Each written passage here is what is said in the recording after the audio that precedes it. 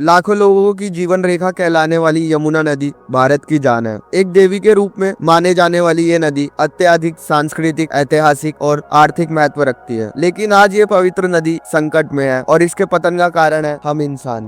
यमुना नदी की शुरुआत हिमालय गढ़वाल में स्थित लगभग 6387 मीटर की ऊंचाई पे यमुनोत्री ग्लेशियर से होती है।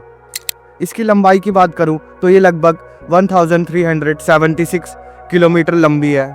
ये पंजाब, हरियाणा, उत्तर प्रदेश, दिल्ली स्थित 9 राज्यों से होती हुई बहती है। फिर एंड में जाके प्रयागराज में गंगा जी में विलीन हो जाती है। इसकी मेजर ट्रिब्यूटरीज की बात करूं तो उसमें चंबल, सिंध, बेतावा और केन शामिल है। यमुना नदी सांस्कृतिक और आध्यात्मिक महत्व रखती है क्योंकि हिंदू पौराणिक कथाओं के अनुसार यमुना जी मृत्यु के देवता यम की बहन है और उन्हें एक देवी के रूप में पूजा जाता है। वृंदावन और मथुरा में भगवान श्री कृष्ण की बचपन की कहानियां यमुना जी के आसपास ही केंद्रित है। 4 धामों में से एक यमुनोत्री बहुत ज्यादा महत्व रखता है। हर साल हजारों भक्तों को आकर्षित करता है। अपनी आध्यात्मिक भूमिका से परे यमुना जी भारत की अर्थव्यवस्था के लिए भी बहुत महत्वपूर्ण है। इसके बेसिन के लगभग 57% एरिया में खेती होती है और दिल्ली में इस्तेमाल होने वाला लगभग 70% पानी इसी से आता है।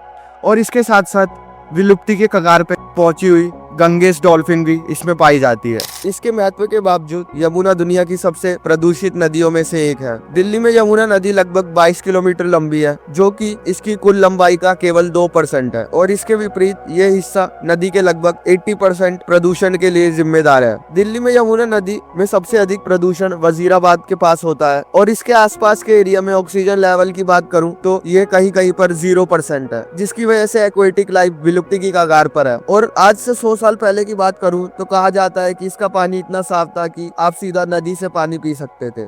यमुना की मौजूदा हालत के पीछे कारणों की बात करूं तो इसमें मुख्य कारण है पोल्यूशन। यमुना में पाए जाने वाला लगभग 85% पोल्यूशन घरेलू सीवेजों का है। अकेले दिल्ली ही इसमें प्रतिदिन 3200 मिलियन टन अनट्रीटेड वेस्टेज बहाती है। और इसके साथ साथ यूपी, हरियाणा की छोटी बड़ी फैक्ट्रीज भी अपना डंप इसी में बहाती है, जिसकी वजह से इसमें लेड की मात्रा बहुत ज्यादा बढ़ गई है।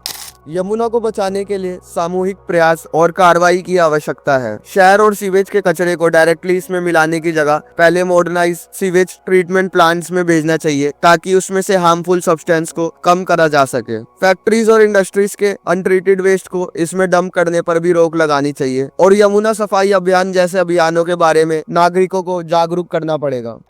यमुना नदी का भाग्य अब हमारे हाथ में है। हम में से प्रत्येक शख्स को मिलके इसमें योगदान देना पड़ेगा। होप सो ये वीडियो आपको अच्छी लगी हो। For more informative videos channel को लाइक एंड सब्सक्राइब करना ना भूलिए। बाकी मिलते हैं जल्द एक नए टॉपिक के साथ।